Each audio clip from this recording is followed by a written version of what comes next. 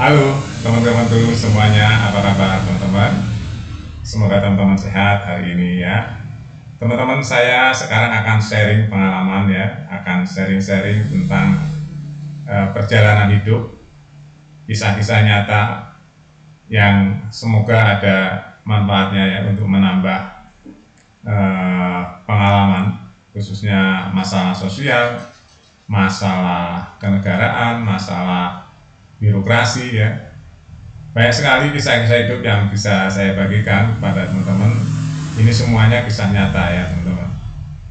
Jadi setiap harinya saya berinteraksi dengan masyarakat, segala lapisan masyarakat ya teman-teman. Nah, kadang-kadang saya juga suka mencari tahu apa sih sebenarnya ada di pikiran-pikiran masyarakat. Sama nggak sih apa yang ada di media sosial dan di kehidupan nyata? Ternyata hari ini saya akan bercerita tentang keadaan masyarakat Indonesia.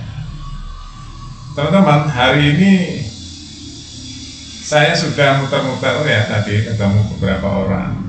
Ada ibu-ibu, bapak-bapak ya. Saya coba menanyakan beberapa pertanyaan. Tahu nggak Pak,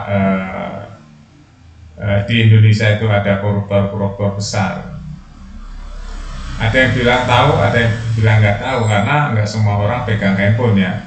Yang suka membaca media, nggak semua orang suka nonton TV juga. Di kalangan bawah tuh seperti itu teman-teman ya, apalagi kalangan-kalangan pekerja yang setiap harinya sibuk mencari nafkah. Tapi mayoritas teman-teman mengenai korupsi yang gede-gede di Indonesia yang akhir-akhir ini viral, seperti Pertamina, seperti tambang timah ya, itu masyarakat Indonesia sudah dengar ya, minimal dari mulut ke mulut atau melihat TV, berita, atau nonton di YouTube dan sebagainya. Begitu saya menanyakan, Pak, korupsi di Indonesia banyak sekali ya, jawabannya semua sudah nggak asing dengan kata-kata korupsi. Artinya di Indonesia itu korupsi sudah menjadi hal yang wajar. Bahkan ada anak muda, wanita ya, teman-teman ketemu saya, begitu saya singgung tentang kata-kata korupsi, dia bilang apa? Wah, di Indonesia itu Mas ya, dari RT sampai atas itu isinya korupsi. Ya, semua otak masyarakat Indonesia itu semua sudah tahu bahwa di mana-mana ada korupsi di negeri ini ya teman-teman. Nah, saya itu punya wacana-wacana teman-teman, karena sering orang memanggil DPR itu yang terhormat ya. Yang terhormat teman-teman, DPR itu kan sebenarnya singkatan dari Dewan Perwakilan Rakyat. Apa itu teman-teman ya, Dewan Perwakilan Rakyat? Ya, jadi orang-orang itu teman-teman yang dipilih oleh rakyat, yang aslinya untuk mewakili suara rakyat di parlemen ya, atau di legislatif. Itu disebut dengan Dewan Perwakilan Rakyat. Ya, aslinya namanya baik sekali, Dewan Perwakilan Rakyat. Orang-orang yang mewakili rakyatnya. Ya, nah kalau gitu apa hubungannya dengan korupsi yang saya ucapkan di awal tadi? Teman-teman, di Indonesia itu hukum korupsi sekarang masih pakai hukum tindak pidana korupsi ya teman-teman, yang hukumannya ada yang 5 tahun, 10 tahun, 12 tahun, ya 20 tahun, 6 tahun, 7 tahun, 12 tahun, ya masih seperti itulah ya, tergantung keputusan hakimnya. Tapi keputusan yang undang-undang yang menyebutkan bahwa hukuman mati harus dimiskinkan dalam arti disita hartanya, yang dalam bentuk undang-undang belum ada teman-teman. Nah, ini yang saya mau bahas di sini. Jadi wacana-wacana tentang undang-undang yang memiskinkan koruptor, atau yang sering kita dengar di berita-berita, di media, di ide-ide yang terlempar, itu undang-undang perampasan aset ya. Siapa yang membuat undang-undang itu teman-teman? Yang membuat undang-undang itu adalah pemerintah dan DPR, atau eksekutif dan legislatif. Nah, pertanyaannya sudah sampai mana ini ya? Katanya undang-undang perampasan aset ini mau digarap di DPR ya, katanya sudah dilemparkan dari eksekutif ke legislatif. Ternyata teman-teman ya, Ya, boro-boro ada suaranya, nggak ada suaranya. Kapan undang-undang perampasan aset mau disahkan atau mau diundangkan? Ya, kapan nggak ada. Bahkan ada menteri yang mengatakan ya, itu belum perlu sampai hari. Kenapa belum perlu? Di Indonesia ini teman-teman sudah darurat korupsi sudah lama. Darurat korupsi sudah lama. Kekayaan pejabat Indonesia nggak sesuai dengan profilnya. Ya, banyak pejabat-pejabat yang kekayaannya itu luar biasa melebihi penghasilan dia yang seharusnya. Banyak sekali. Ya, bukan hanya pejabat yang besar-besar, tinggi-tinggi, pejabat terendahan juga sama. Di daerah-daerah juga sama. Ya, jadi kekayaannya melebihi profilnya dia sebagai pejabat negara. Banyak sekali, ya, mencolok sekali. Nah, ini kan seharusnya rakyat ya harus bisa melaporkan kecurigaan-kecurigaan ini kepada penegak hukum. Jadi kembali lagi teman-teman kepada undang-undang ya.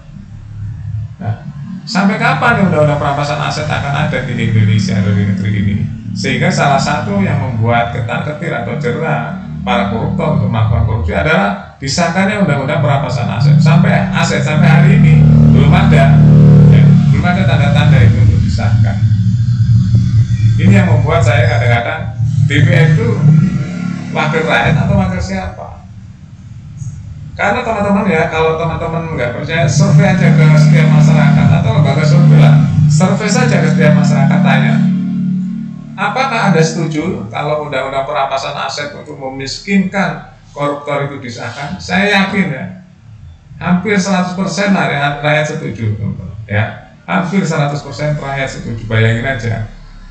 Kembali lagi pertanyaan lagi, kalau rakyat sudah hampir 100% ya, mayoritas sudah setuju undang-undang perampasan aset dibuat undang-undang atau diterbitkan atau disahkan oleh DPR. Kenapa DPR sampai hari ini nggak segera mengesahkan undang-undang perampasan aset? Lalu timbul lagi pertanyaan, kalau gitu DPR dan perwakilan rakyat itu wakil siapa?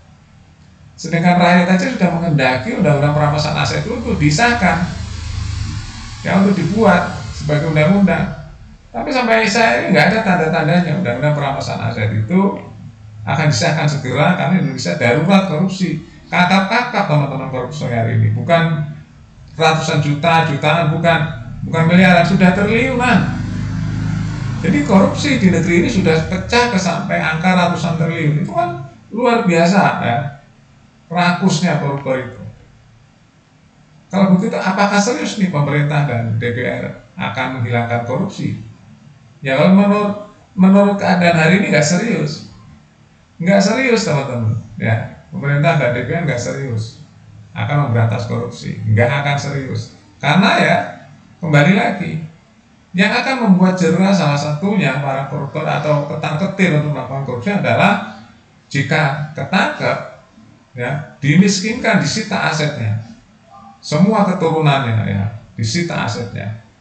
Dengan adanya undang-undang perampasan aset itu, otomatis kalau orang itu akan korupsi dan ketangkap sebagai koruptor. Nah, kembali lagi kan, sampai hari ini belum ada tanda-tanda undang-undang perampasan aset disahkan. Ya, silakan teman-teman jawab sendiri ya. Kalau gitu, yang katanya wakil rakyat, apakah mewakili rakyat? Ya, teman-teman simpulkan sendiri. Katanya wakil rakyat, kalau rakyat sudah menghendaki diterbitkannya atau disahkan undang-undang perampasan aset, ya harusnya mengikuti suara rakyat dong, katanya wakil rakyat. Ya, itu ya teman-teman ya, kalau dijelaskan panjang lebar. Yang pasti pertanyaan itu timbul, saya yakin di setiap lubuk hati, ya, di hati masyarakat Indonesia. Apakah DPR itu benar-benar wakil rakyat? Ya, kehidupannya juga banyak gap dengan rakyat. Itu teman-teman ya. Jadi sampai kapan nih negeri ini akan dijarah oleh para koruptor? Itu aja pertanyaannya. Sedangkan undang-undang perampasan asetnya sampai hari ini nggak disahkan. Itu baru satu ya yang akan membuat jerah koruptor. Masih banyak lagi. Jadi buatlah undang-undang yang atau hukuman yang benar-benar akan membuat orang takut korupsi. Seperti yang saya ucapkan dulu, dihukumlah di lapangan. Di lapangan, di kerangkeng di lapangan, hujan-hujanin, panas-panasin, ya setiap hari libur kan banyak pengunjung tuh di lapangan atau di tempat-tempat keramaian, di, atau dibikin kebun binatang sendiri, nanti kebun koruptor ya, dibikin kebun koruptor. Jadi nanti di kebun itu akan ada para koruptor di penjara di kerangkeng. Jadi setiap weekend para wisatawan akan melihat tuh kebun koruptor, siapa-siapa saja korupsinya berapa, akan tahu di situ, ditulisi kayak binatang aja, kayak tumbuhan gitu ya, ditulisi ini korupsi 10 miliar, 100 miliar, 1 triliun gitu, ditulisi sehingga masyarakat bisa lihat siapa dia. Begitu aja teman-teman ya. Pertanyaan yang harus dijawab, apakah DPR itu Dewan Perwakilan Rakyat atau Dewan Perwakilan apa? Karena keinginan rakyat saya yakin lah ya, setuju undang-undang perampasan aset disahkan. Sampai hari ini nggak disahkan. Kalau gitu DPR ngapain? Mewakili rakyat atau mewakili siapa? Jawab sendiri. Terima kasih teman-teman sudah nonton. Nanti terus ya berita-berita di Boy Makan TV. Sampai jumpa.